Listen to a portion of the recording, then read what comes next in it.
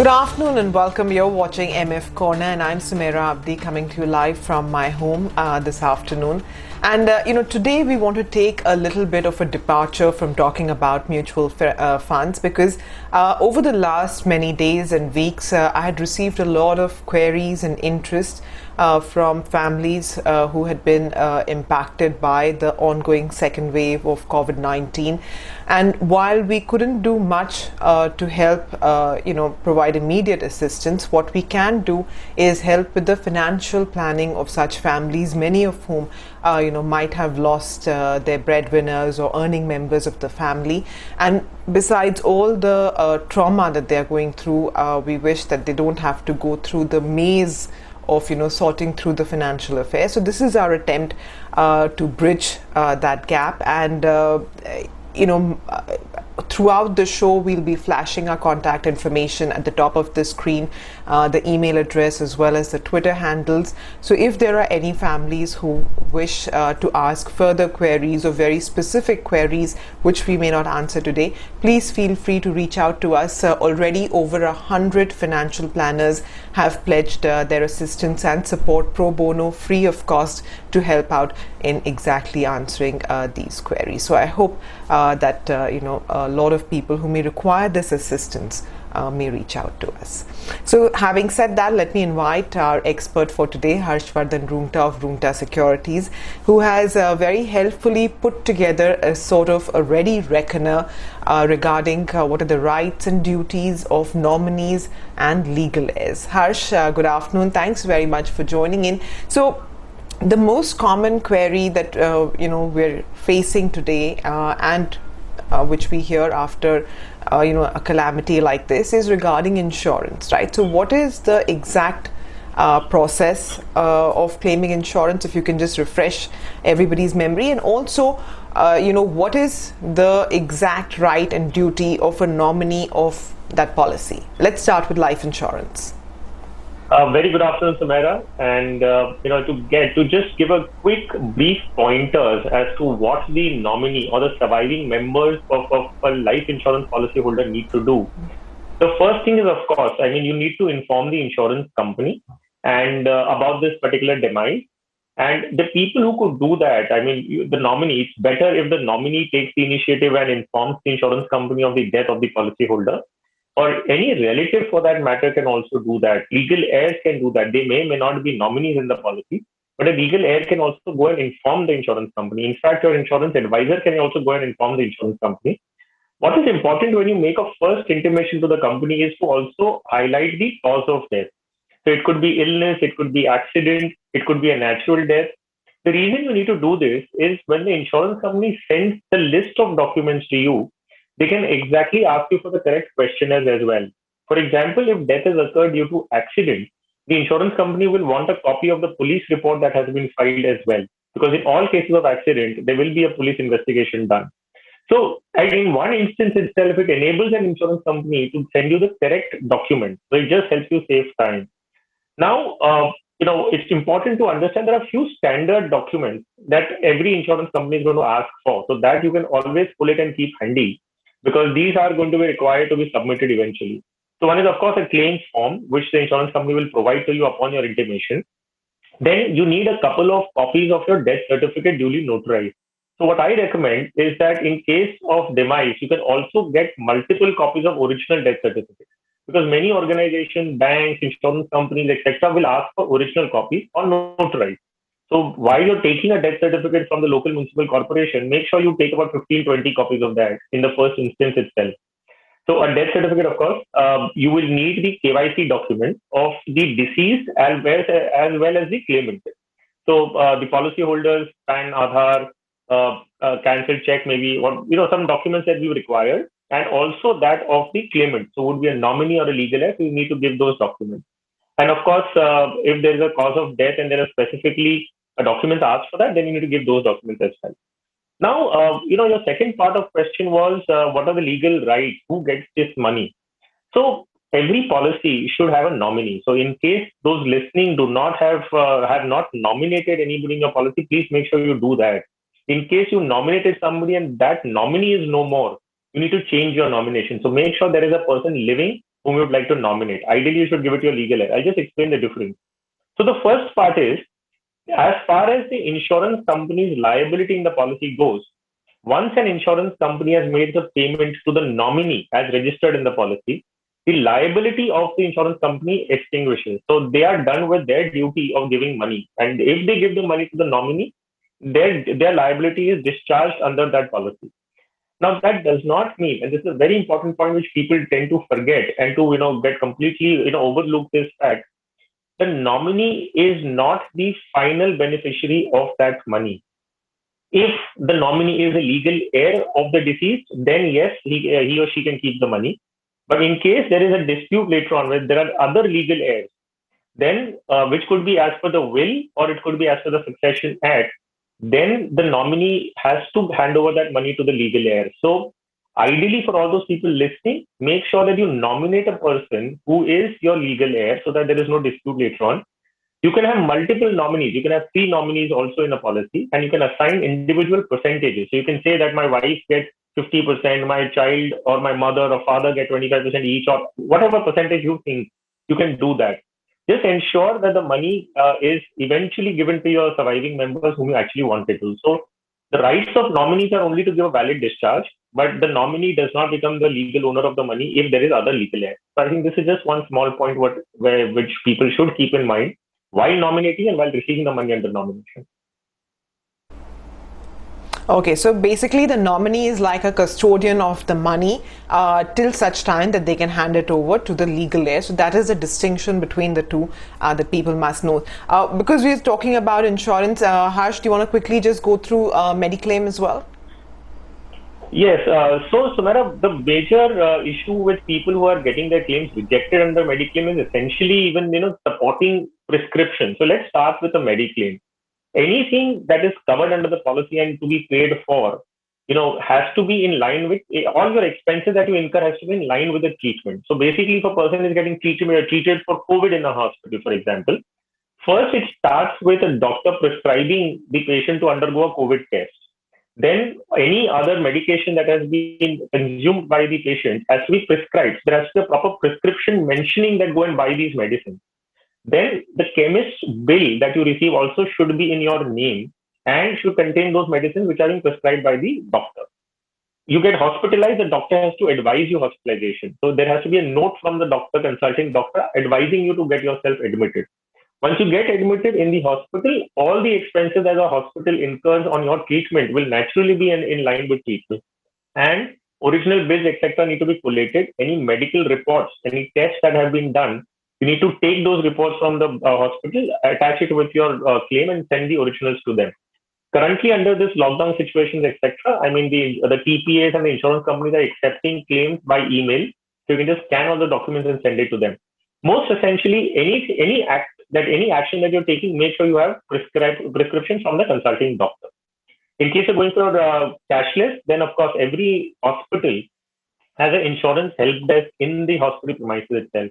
So you can use that and you can submit all the forms to the insurance company through the help desk, which they will process it with the TPA or the insurance company.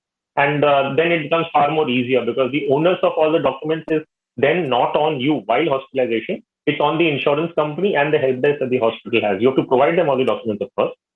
All the expenses relating to pre and post hospitalization cannot come as a part of cashless, so that has to be claimed separately. But just make sure that any action that you're taking has to have a written prescription from the consulting doctor. Okay. Harsh, what about closing bank accounts? And because you have made that distinction between nominees and legal heirs, is the process different for both? How does it go? No, so as far as the rights of nominees and legal heirs are concerned, even in a bank account, the same applies as it is in the life insurance policy. So the nominee is only a custodian, receiving the money, giving a valid discharge to the bank in that sense of their liability in that account, and the duty of the nominee is to hand it over to legal heirs. Now, the legal heirs are identified by the process of either a will. So the deceased would have possibly made a will, and under the will would have named the beneficiary, saying that my bank account, all the money in my bank account or my deposits, etc., will go to an X person. So that legal heir would need to then enforce that will. And how do you enforce the will? Basically, a will needs to be probated. The process of probate in simple words is just a court. Basically, the High Court gives an authentication stamp on that will saying that, okay, there is no dispute, etc. And this will can be enforced and put into action. Now, that probate, the process of probate, if there is a will, practically speaking, takes about 1 or 2 years. Essentially, as per the definition, it should not take that long, but because of the courts being burdened by several other things, it takes about 1 to 2 years to get a probate of the will. In case a person is deceased without a will, so he has not made a will for himself, then the legal heirs can apply to the court for a succession certificate. So you go to the court and you say, look, this person passed away without making a will. We are the legal heirs of this particular person. Court will verify all the details and issue a succession certificate to all the legal heirs, saying that the deceased has been succeeded by, say, 1, 2, 3, or 5 immediate family members, etc. On basis of that succession certificate, you can go and make a claim into the bank and say that we are supposed to receive this money in this order. If the bank has made the payment to the nominee, then they take it from the nominee. All right. Got it. Harsh, do stay on with us. We're going to take a very quick break. On the other side, we'll also talk about, what these rights mean in small savings, where real estate is concerned, and also mutual funds, equity shares, etc. So all of that is coming up next. Stay tuned.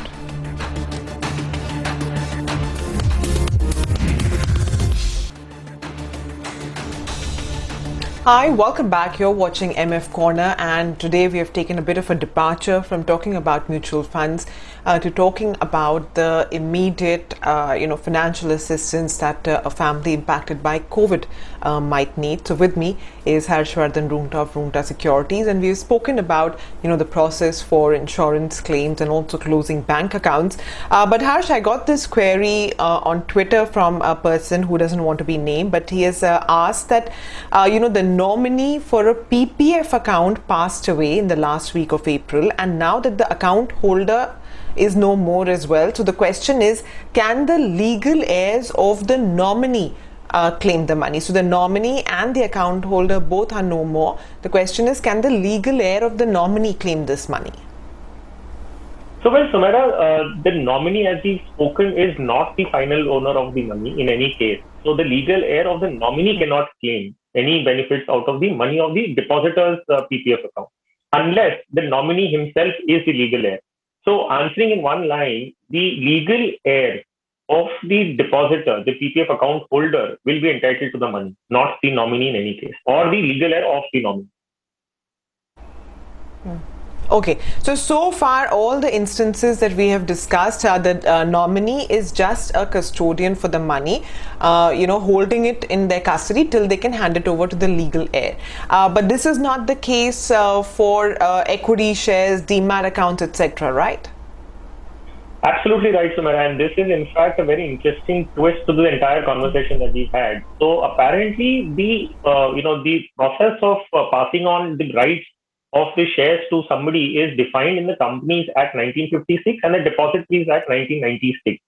So what the Section 109 of Companies Act states is that all the rights of the deceased will vest with the nominee.